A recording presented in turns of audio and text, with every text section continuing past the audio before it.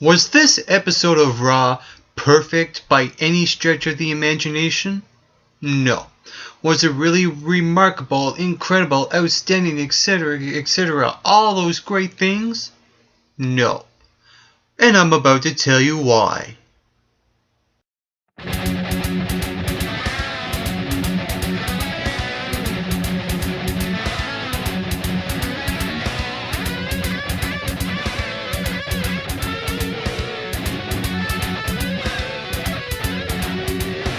And the reason why I say that this show was not perfect at all is because there were a lot of segments on the show that just felt like it was all filler.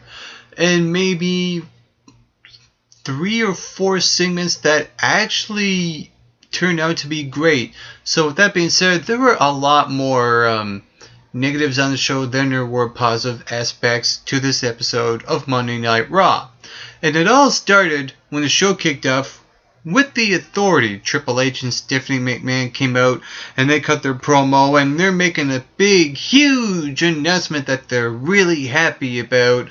And I like how they insert the sarcasm in their promo. You know, it's interesting. You know, in that sense of the term. What happened was that they were so excited to announce that Daniel Bryan is now officially stripped of the WWE World Heavyweight Championship, and they had the doctor on the up on the screen. Dr. Joseph Maroon said that he will be out for another few months, at least till SummerSlam. And the funny thing is that we still don't have a definitive answer to when Daniel Bryan will return. There's no due date to when he's coming back. So it's interesting and probably a smart decision for the WWE to strip Daniel Bryan of the title to save us from another Daniel Bryan versus Kane match at Money in the Bank. Because to me, when I look at that feud, it was just going nowhere. It was really uninteresting to put Kane throw him into a feud with Daniel Bryan because he has history. I'm not really buying it. Moving along the line, Triple H talks about the Money in the Bank and how Randy Orton is automatically in the match, so he don't get to qualify, and that's the beauty of how the Breakfast Club does rule, bitches. Randy Orton, and later on in the show, we hear from Randy Orton via Twitter, says he's on vacation. Now this is the best stuff ever. Randy Orton really don't need to do anything at all because we know he's not going to win the Money in the Bank. But I love how the WWE just really sticks into your back to make you not stand something at all and make you think, oh, why does Randy Orton have to be treated and handed stuff by Triple H? He's the one getting special treatment, blah, blah, blah. He don't have to qualify, blah, blah, blah. He should earn his shot at the title, blah, blah, blah. That's the whole point of Randy Orton taking time off on vacation and not be able to, not be able to, but not even have to qualify for the Money in the Bank World Heavyweight Championship ladder match. But the one thing that I do hope that does happen is that we get a second match where people fight over the briefcase, because you can't have a Money in the Bank pay-per-view event if you don't have the Money in the Bank briefcase on the line. It's just not possible. Moving on, Triple H talks about how Seth Rollins, he adapted instead of perished. He goes on to talk about the Shield and how Seth Rollins turned his back on his brothers, Dean Ambrose and Roman Reigns, which I will get to later on with their promo. And the one thing that I got out of this first segment is that it just feels like now that Triple H and Stephanie come out do their 20-minute promo and they say the same thing over and over. It's becoming very repetitive. It's really annoying. I wish they would change things up with the Authority to give them better scripts and different monologues to go out there and talk about. I just hope that the WWE finally does something different with the Authority, mix it up, have the Triple H do less talking, Stephanie do more talking. I don't know, something. But hopefully something different happens. What I would like to see is have a new Raw general manager, and who better than The Undertaker? Just think about it for a second, The Undertaker as the Raw general manager. He has that mystique to his character. He automatically has the authority, and people who want to cross him know better not to cross the boss and cross The Undertaker. They wouldn't do that. He would be very intimidating as a Raw general manager. I think he would be perfect for the role. Moving on to the show is, like I mentioned before, the Money in the Bank WWE World Heavyweight Championship is now vacated. And we have two qualifying matches on the show. One was Sheamus versus Bad News Barrett. And if you thought Wade Barrett was going to win this match, well, I'm afraid I've got some bad news, because he didn't. And going into this match, I expected Barrett to win, but I should have known better. What happened was that Sheamus won this match, and in actually a really good physical match between these two guys. To me, this was the match of the night. This was the match that stole the show. And is the only problem I had is that this match was actually so great, it had to be involved in a show that didn't live up to this match. That's just how I see it. You have Sheamus go over, and now he's qualified for the Money in the Bank match. Now, before I get into the next match, I want to talk about what happened with Dolph Ziggler and Alberto Del Rio, I think which happened on Friday Night SmackDown. And there was a really good missed opportunity here to have Dolph Ziggler win and be that guy like a Shelton Benjamin to give you that oh my god factor in the Money in the Bank ladder match. Dolph Ziggler should have won that match. Instead, they gave it to Del Rio, a boring kind of technical wrestler who probably won't do anything at all in the ladder match. It's very sad that the WWE decided to put Alberto Del Rio in the ladder match. And the first guy, too. I mean, it almost feels like, even though we have 4 guys now in this ladder match, they still don't have that guy that screams to me that they are going to win. And I'll get to that later on as well. And that second match was Cesaro versus Rob Van Dam. And like I said before, with the whole Dolph Ziggler and Alberto Del Rio, a little bit of a similar situation here. The only difference is that Cesaro is a guy that the WWE should be developing more and more and more. I think he was the right person to win, but also in the same time, you could say that RVD could have won here, and he would be the guy to be in that ladder match and give you a couple of high-flying, high spots, oh my god factors, like a Shelton Benjamin or a Dolph Ziggler would have. They could have done that here. But I do understand why they chose to have Cesaro win this match. And it's because Cesaro, he's a different style of wrestler. He's a great throwback. And he's something different. He's something unique now in the WWE, in the PG world that we live in. And it's really cool to give him that big push. The only thing I wish they would do with Cesaro is to have him being separate to Paul Heyman. And cut some storylines, split up, something. Do something to book this guy properly better as a strong babyface instead of having him shoving down our throats as a heel. But really, I can't complain with Cesaro winning this match at all. Um, Now, well, when I was talking about there were a lot of filler stuff in this match, I wasn't referring to any of the Money in the Bank qualifying matches. I was actually referring to matches like Alexander Rusev, or should I say Rusev versus Zack Ryder. This was just basically filler to take a few minutes off this show to put this in here, and you have Rusev go over. And to me, you know when the WWE tells you that we're interested more in your manager than you are in the wrestler. And here you have Lana coming out first, cutting a promo, talking about Russia, America, etc., etc.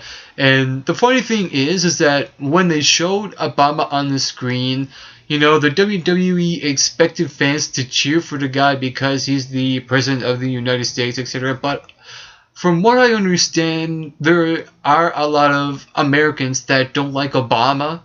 I'm not sure what the story is behind that because I am not American, I'm Canadian. Feel free to comment below and tell me that if you like Obama or if you don't like him at all. And it's amazing that the WWE expected for the fans to cheer for Obama when he came up doing the workout videos from YouTube. And I was like, oh, now this is just plain awkward. And then she shows the photos of Vladimir Putin as this karate guy, and that picture with him without a shirt on the horse. Oh, good God. That was some really funny shit right there.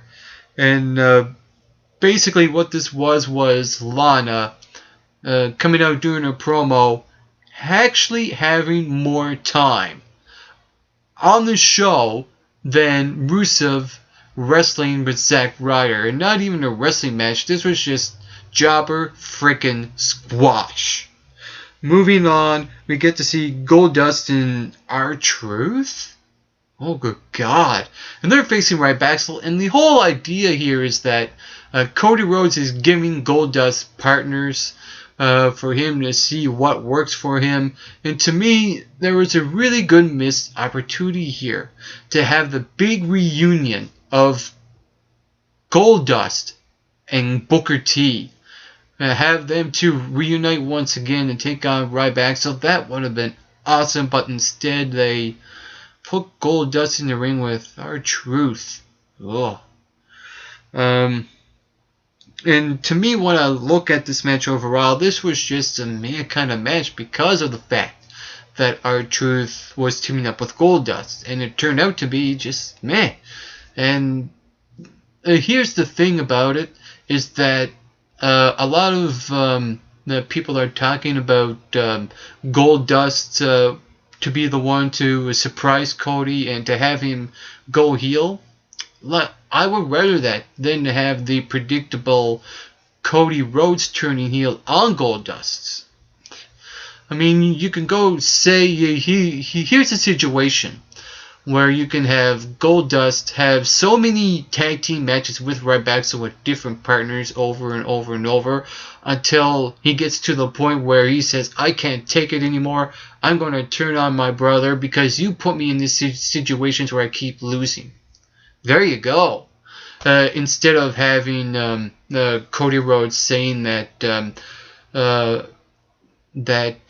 I need you, you're my brother, okay, I'm going to turn my back on you. Instead of that, why not have Cody Rhodes why not have Goldust turn on Cody Rhodes and become that dark character that we've seen in TNA and Black Reign? Something that hasn't been seen in quite some time, and I think it would be a good opportunity for the WWE to introduce the Black Reign character, because a lot of WWE fans don't watch TNA and don't know their TNA history, and this, like I said, will be a great time to give the fans this new, well, not new, but a fresh start and a fresh reboot, if you will, with the Dustin Rhodes, and have him turn into that dark, menacing force that's known as Black Reign. And also bring Misty with you too, that rat. That was freaking awesome in TNA when they had the freaking horror show going on. Moving along the lines, we get the Usos versus Fandango and Damien Sandow in this weird, ridiculous looking wardrobe. Oh, if you haven't seen it, check it out. I don't know, I might be in the minority here, but I thought this was actually entertaining. I know some people are going to say Dolph Ziggler has been misused week after week after week. He's been the laughingstock in the WWE. He's been the resident jobber. They're putting him in terrible situations every single chance that they get, and this is what they do. I feel your pain, I really do. But when I was watching this, I was like laughing my head off, and how amazing, well, not amazing, but how bad it was that the audience felt so sorry for Damien Sandow that they started cheering him and chanting, "Let's go Sandow." I mean, it was so ridiculous. Oh, I don't know, but to me, when I look at the tag team division, I see that there's no depth to it at all. I mean, here you have the tag team champions, the Usos, which that they squashed Damien Sandow, by the way, at the end of this match. Who do you have them competing against now? You got the Wyatt family and the possible idea of the Ascension moving up to Raw. But then what? I mean, WWE needs more tag teams and create some more depth. I know they got Lost Matadors and 3MB, but why not have a new comedy team in Fandango and this new Damien Sandow? Just keep him as he is, and keep him with Fandango and put them in matches like what they done here. They could have them put in with Los Matadors, even 3MB, even Ryback or Cody Rhodes and whoever, or Goldust or whatever. I actually don't mind this team at all. In fact, I think WWE should just leave Damien Sandow where he's to right now and do the whole freaking tight thing where you could see through his skin and have him swirl that little yellow thing he was swirling around with. That was freaking amazing. I don't know. I'm in the minority of it. I know some people but don't like it, but I do. I enjoyed it. I was actually entertained by it, actually, to be honest. Moving on, we get to see Bo Dallas versus Xavier Woods. Now, when I look at this match, I look at Bo Dallas and I'm thinking, you know what? This is a guy I can actually get behind. He is a very cocky, arrogant, really corny guy. And he's thumbs up all the time, don't stop believing. He cuts a promo, talks about how Daniel Bryan will go on a speedy recovery and all you have to do is believe. You know, stuff like that. It was actually quite amazing. And you have him go over Xavier Woods. The thing I should do right now, well, the one thing that the WWE should be doing right now is hopefully they don't keep repeating the same thing over and over with Bo Dallas, and have him do new things. I do like the victory lap. I do like the sarcasm that he portrays in the ring and all that, etc., etc. But there has to be a point in time now where it starts to get really repetitive and it's recycling, and he keeps using having the same style and same opponents week after week after week. It's time to do different things with Bo Dallas and time to shake it up, if you will, and give him a little bit more time on the show instead of putting a lot of filler. Have him grow, develop, evolve, just like what Seth Rollins said on this show. Now, before I get to the Seth Rollins promo, which I actually did enjoy, there was actually something else that to me felt like it was, oh my god, amazing moment on the show. And even though this was one of those episodes where I felt like, you know what, this show could have been a hell of a lot better than it could have been. To me, the star of this show was Dean Ambrose. And the reason why is because of his promo that he cut. Now, before that happened, you had 3MB already in the ring, and they were about to talk, do this promo, and then the Shield interrupts them. Dean Ambrose and Roman Reigns comes down and just destroys 3MB. They kill them. They annihilated them. They're actually giving us their side of their feelings of what Seth Rollins did to them, and they took out 3MB. They used 3MB here as the catalyst to the Shield to give them the aggressiveness that they showed on screen, how they portrayed their feelings towards Seth Rollins. And incredible. That spear to Heath Slater on the stage, sick move. Then I'll just get right down to the bottom of it, is that Dean Ambrose and Roman Reigns cut excellent promos here. Yes, you had Roman Reigns. Well, actually, before I get to Roman Reigns, I will say about Dean Ambrose and why I think he was the star of this show. And it's because the way he was on the microphone, he was very Joker-like. And he was the star of the show. To me, of all the people that cut promos on this episode of Raw, even though we got to hear a really good Bray Wyatt promo earlier on, to me, Dean Ambrose tipped the scale a little bit. And not only that, he was the best talker to me out of the three Shield members, even Seth Rollins on the show.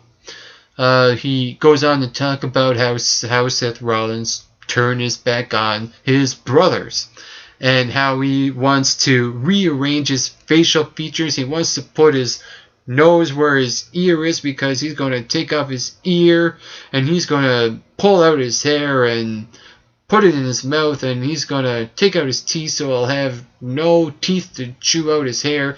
It was something weird like that. The way the stuff he was saying was so him. It was so Dean Ambrose. It was so mentally unstable, characteristic kind of guy.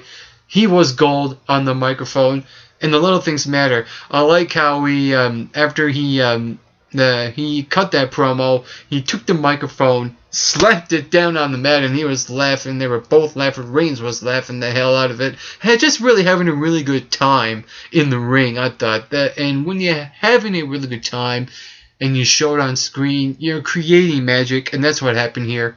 Reigns cut a promo. It was short and sweet. He just got to the point. I love the Game of Thrones reference.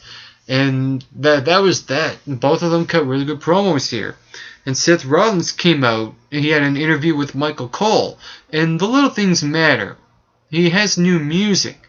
And I actually don't mind this music at all. I mean, to me, it's better than Cesaro's very crappy, whatever it is.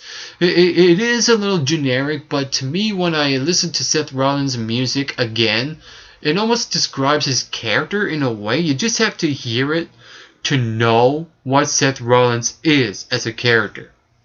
And he comes out, he talks about how he would take credit for making the Shield, and that how the Shield conquered the world. He talked about how Dean Ambrose, he's not a guy that's capable of masterminding creating the Shield because he's a lunatic, and that Roman Reigns, well, he's just a golden boy anyway.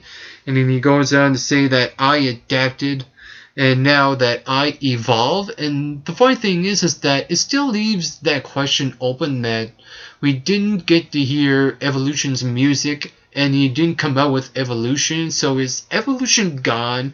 Is it just Seth Rollins now as that one single guy that's going to evolve?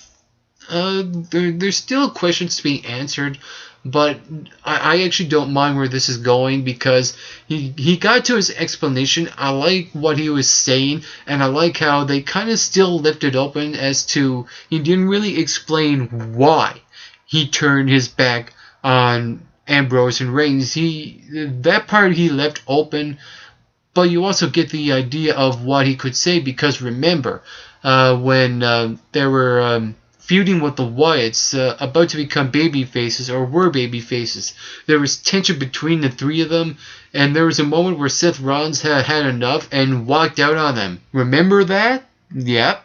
I think, to me, that was the moment where he turned on the Shield, his brothers, but decided to stay for a while until it was time to shock the people and hit chairs on Dean Ambrose and Roman Reigns. And to me, when I look at the Seth Rollins heel turn overall, in that sense, it makes sense in the storyline perspective. But if you think about it even more, why would Seth Rollins turn on guys that he bet? I mean, that they bet guys that that Seth Rollins now is aligned with. Weird. But in the storyline sense, yeah, it does make sense. And like I said, Seth Rollins, great, absolutely great on the microphone. We got to see Paige versus Alicia Fox. Oh boy. It's amazing how the WWE is really misusing Paige right now. I mean, it was fine. It was fine when you had Paige come in out of nowhere and beat AJ Lee for the title. But then the WWE decided, instead of legitimizing the title and giving her storylines with different divas or with a diva, they put her in match after match after match after match with no consequence, and it just goes stale after a while. And now the WWE is making me uninterested in Paige. And it's not Paige's fault. It's the WWE for making me uninterested in her. Give her a compelling rivalry. Make her interesting. Make her characters into something instead of putting her in random title matches. Do something! It's not that hard, for the love of God. Moving on, we got to see Jack Swagger versus Santino. Probably a missed opportunity here to have Santino win for that surprise factor, but you know what? Sometimes it can't have too many surprises, but yeah. But I think, to me, they could have done that. And to me, when I look at this match, another match that was just filler, never done anything for me at all. This was just one of those matches where Jack Swagger gets cheap momentum and has no purpose, no reason behind it. And why bother when you're not going to feature Adam Rose on the show? That was stupid. Not feature Adam Rose. Don't be a lemon, be a rosebud. Come on, put him on the show. That's what he's there for, to have some fun. And the WWE needs someone who's a fun character, and they missed out on another freaking opportunity there to put Adam Rose on the freaking show. Come on, WWE. Moving on to the main event, we get to see Dean Ambrose, Roman Reigns teaming up with John Cena, and they're taking on the Wyatt family. To me, this is another one of those repetitive and recyclable kind of six-man tag team matches where it's not a rush match, and when it gets exciting in the last few minutes, things happen, bodies fly everywhere, finishing maneuvers going everywhere, etc., etc. It's just another recyclable, repetitive kind of six-man match that it was just an okay match. It wasn't really a good closer to the show. The only thing that I really did enjoy was the mic work and that one Money in the Bank ladder match. That was pretty much it that I really did like on the show. The one thing I will say about this main event is that when I was watching Dean Ambrose in the ring, it almost felt like he was reborn. And you know how the WWE commentators like to put their own spin on things, that Bray Wyatt is reborn again.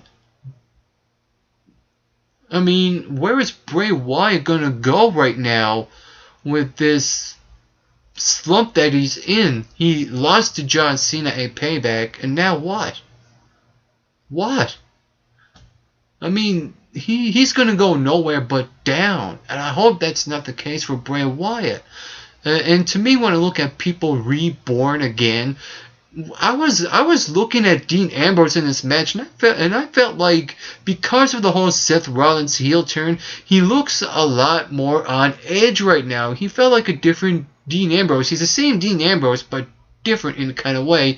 You just have to see it to know what I'm talking about.